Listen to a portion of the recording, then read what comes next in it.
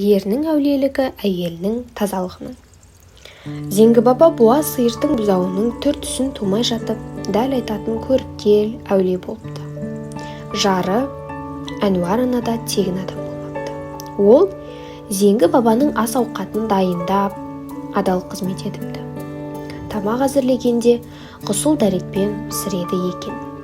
Бірде ас дайындап жатып басындағы жаулығын түземек болады. Сол сәтте орамалынан тамаққа лас заттың бір қиқымы ұшып түсіп кеткендей болады. Әнуар қап деп қазанды қанша шайқаса да еш нәрсе таба алмайды. Тіпті осы арада болар деп шамалап тамақтан бір-екі божау төгіп тастайды. Бірақ көңіліндегі секем кетпей қояды.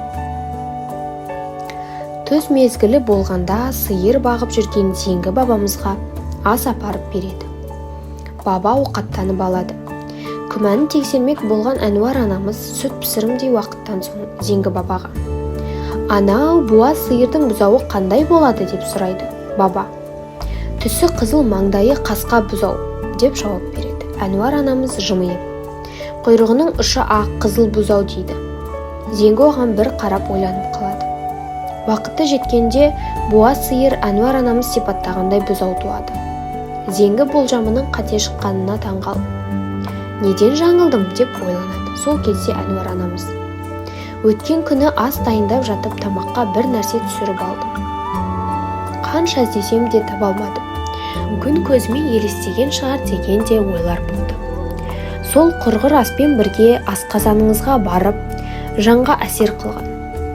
Жүрек көзіңізге болмашы перде боп тұтылған екен. Жатырдағы бұзаудың құйрығы маңдайын жауып жатқан. Соны жете көре алмадыңыз. Мені кешіріңіз» дейді. Зеңгі баба Әнуардың маңдайынан иіскеп: «Менің әулиелі қасиетім сенің қылаусыз таза қызметіңе байланысты екен. Сенің ас ауқатың адал болса, менің де рухым ширай түседі» деп